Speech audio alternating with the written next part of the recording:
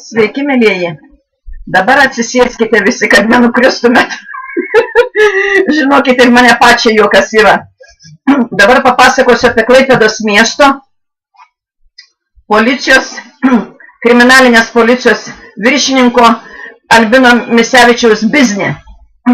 Žinot, net nepatikėsite, kada pasirodė mano pokalbiai YouTube, nes matot, Facebookai užblokavo mane, nes ten chebryta tai ta pati. Tai pradėjo plaukti pas mane, suprantat, ir skambučiais, ir susitikimais, ir į darbą ateina žmonės. Dabar aš papasakosiu jums apie biznį, naktinių parduotuvių ir bariukų biznį. Nu, o dabar daleiskim, va toks dalykas yra, ne? Nu, žmogus susitinka, nu, kokie 3-4 berniukai ir sako, o, mūsų pažįstamas, o, mūsų, kaip sakant, žymus žmogus. Nu, tai einam šitą į barą.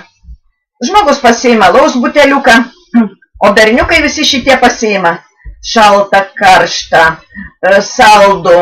Vienu žodžiu prisiima pilną stalą, visokių valgių, gėrimų, visko.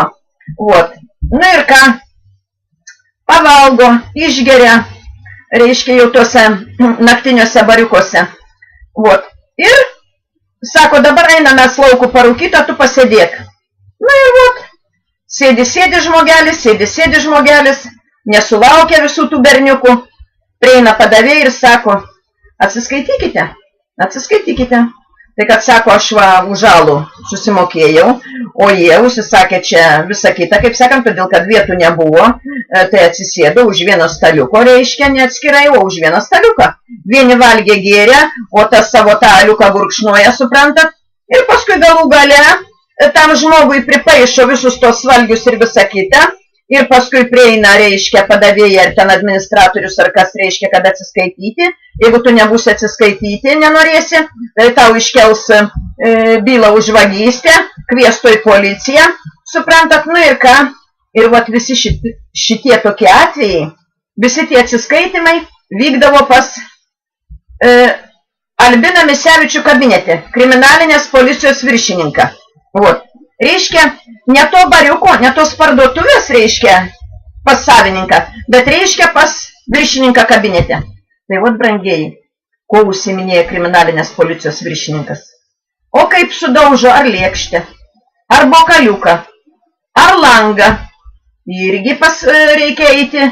Ir tas Albinas Misevičius tuoj pat paskambina savininkui, ar savininkai ten yra, kitose yra vyriškiai, kitose moteriškės, vat kaip sakant, neminėsiu čia tų pavardžių, man jos yra žinomos.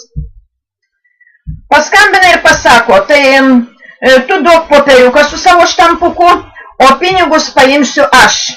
Reiškia, aš paimsiu pinigus, man atsiskaito jie, bet matot, pagal tą kainų stovi pagal viską, suprantat, nu, 10 kartų ar 20 kartų ten brangiau jau reikia mokėti. Tai vot, Klaipėdos mieste vyksta, reiškia, toks biznis. Tai kaip dabar, gerbėmieji, kriminalinės policijos viršininkas tokiais dalykais turi užsiminėti. Man išmušti dantis yra. Policija nieko nerado. Aikštelė uždegta, policija nerado. Sprogdinta, nerado. Suprantat, skolininkai irgi neranda, nieko neranda. Skolininkai man pasakė, davėm, duodam ir duosim visiems, bet tu skolos negausi. Tai va taip. Kada kreipiausi į Ivanauską, nu jisai visą laiką buvo sergantis. Bet paskui, kada valgykloje aš valgydavau, tai ateidavo jisai, aš tada tos sekretorės klausiu, tai jūs sakėt, kad jisai serga, o dabar, kaip sakant, šitą, jisai įėjo, tai kaip čia reikia suprasti? Vot, matot, meluoja, apgaudinėja, įsisukinėja. Ir kiek rašiau Alfonsui Motuzui, 2 žodžiai būdavo. Atsakyta ir viskas, reikalai baigti. Tai va taip pat vyksta. Vienas kriminalinis viršininkas, antras viso miesto viršininkas. Nu ir ką? Vienas į kitą pasižiūri, pakraipo pečiais. Atsakyta? Nu, vat ir atsakyta. O tų tai parduotuvių ne viena yra, ir tų bariukų irgi ne viena. O kad stogas ir kas valdo tą visą kitą, tai čia visi žino. ir viršininkas žino, ir žmonės žino.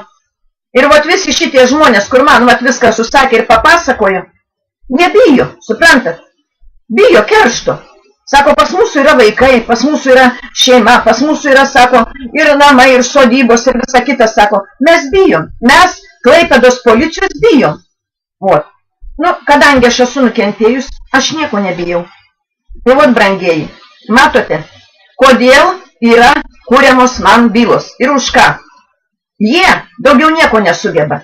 Tai vat, aš prašysiu, kad padarytų akreditaciją Albinui Misevičiui, Simonui Minkevičiui, sudaryta komisija būtų iš Seimo, iš valdžios, iš departamento, iš ministerijos, iš imuniteto.